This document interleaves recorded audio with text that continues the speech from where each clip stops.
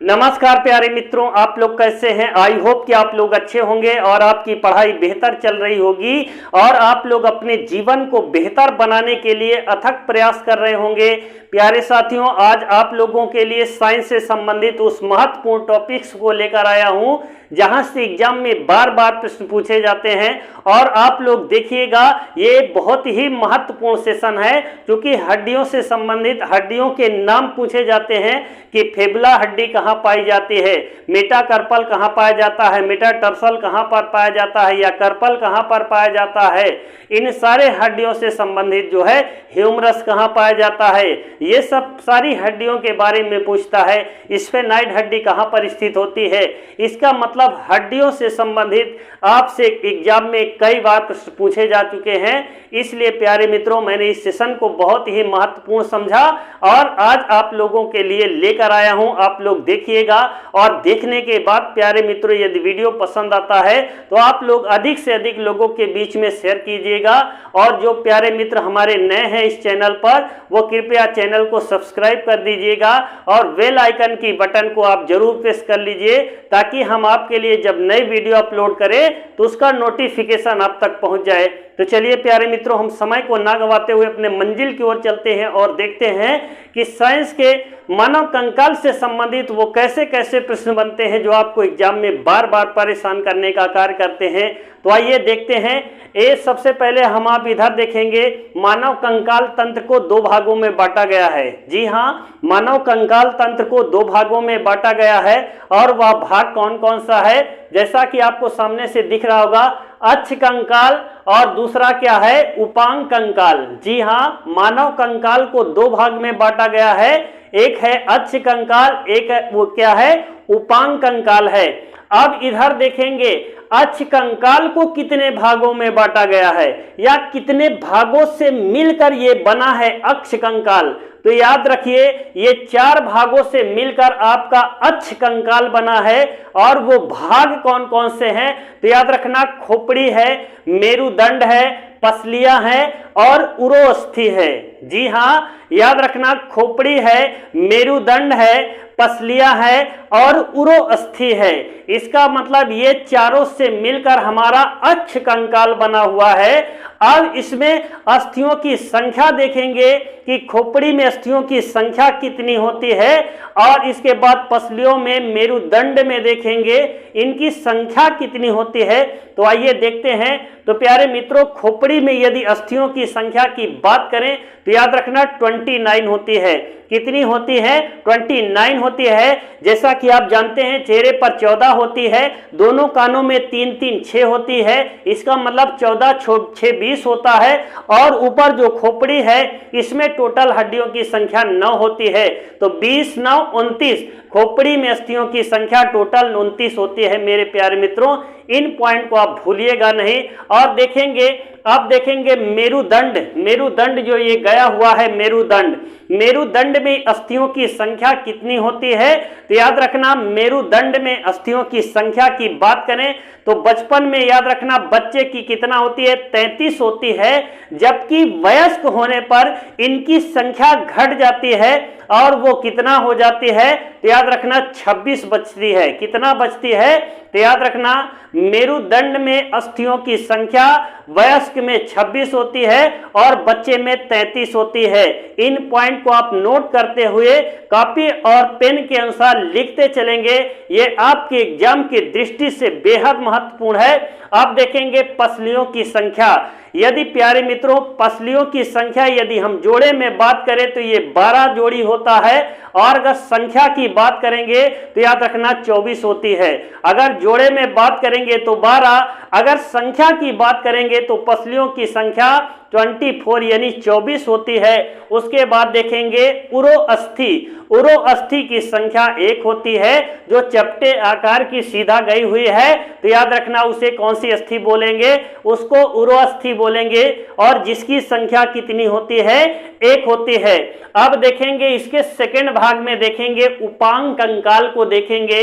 तो प्यारे साथियों, उपांग कंकाल दो भागों से मिलकर बना हुआ है और वो दो भाग कौन सा है, जैसा कि आपको लिखा हुआ यहाँ पर, पादों की अस्थियां और दूसरा क्या है, मेखलाएं। पादों की अस्थियां और मेखलाओं से मिल करके हमारा क्या बना है, उपांग कंकाल बना है। और मेरे प्यारे मित्रों, ये हाथ वाला इसको बोलते हैं अग्रपाद और पैर को क्या बोलते हैं, पश्चपाद बोलते हैं। जी हाँ, इसको हाथ को क्या बोलेंगे, इसको अग्रपाद बोलेंगे और पैर को क्या बोलेंगे, पश्चपाद कहा जाता है। अग्रपाद में अस्थियों की संख्या कितनी होती है, 60 होती है और पैरों में हड्डियों की संख्या भी 60 होती है। और इसमें आप लोग अभी देखिएगा कि इसको क्या बोलेंगे, ह्यूमरस बोलेंगे। कार्पल कौन है, मेटाकार्पल कौन है, फैलेंजेज कौन है और अल्ना कौन है, ये सबको एक एक करके अभी आपको बताएंगे। आप ये पहले जानिए कि टोटल अगर हाथ पैर में मिला दिया जाए तो टोटल हड्डियों की संख्या कितनी हो जाती है प्यारे मित्रों, 120। हाथ और पैर की हड्डियों को मिला दिया जाए तो टोटल की बात करेंगे तो 120 हो जाती है प्यारे मित्रों। और अब देखेंगे पैरों की अस्थियों के नाम क्या हैं। जी हाँ, पैरों की अस्थियों की यदि बात करें तो याद रखना, सबसे जो लंबी हड्डी होती है जो जांघ पर होती है जिसको बोलते हैं फीमर, और उसकी संख्या कितनी होती है तो 2 होती है। ये दोनों पैर की यहाँ पर बात हो रही है कि एक पैर में एक, दूसरे पैर में एक, दोनों को मिला दिया जाए तो 2 होती है। यहाँ पे दोनों पैरों की बात हम कर रहे हैं प्यारे साथियों। और देखेंगे पटेला, ये घुटना वाला जो निकला होता है वो पटेला की संख्या कितनी होती है, तो आप जानते हैं कि एक एक खुरिया निकली होती है, तो याद रखना उसको क्या बोलेंगे, पटेला बोलेंगे।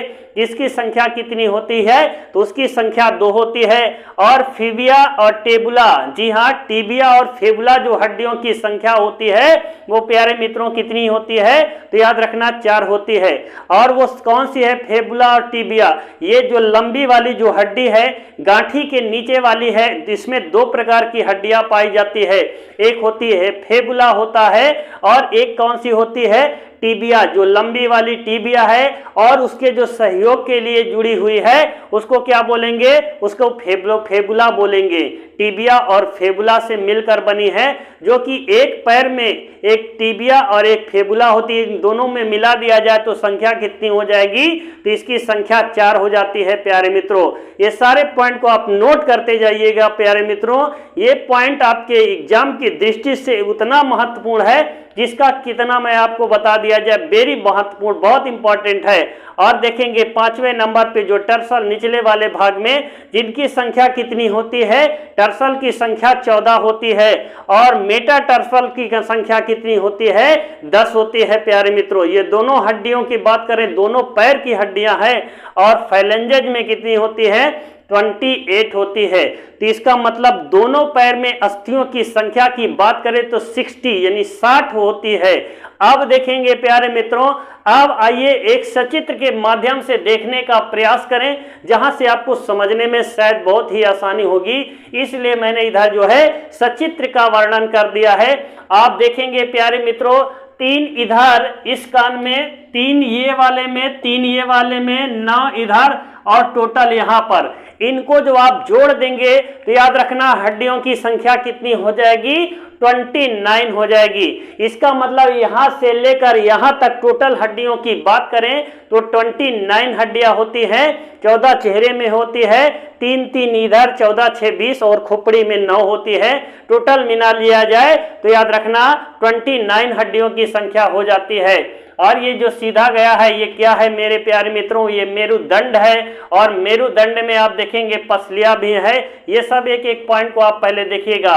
और देखेंगे पहले हथेली पर देखेंगे प्यारे मित्रों, ये वाला जो हाथ है, हाथ का ये जो बाजू है, इसको क्या बोलते हैं, इसमें जो हड्डी है उसको ह्यूमरस बोलते हैं, ह्यूमरस बोलते हैं। क्या बोलते हैं उसको ह्यूमरस कहा जाता है। और उसके नीचे जो हड्डी है, ये लंबी वाली हड्डी है, इसको क्या बोलेंगे मेरे प्यारे मित्रों, इसको रेडियस बोलते हैं।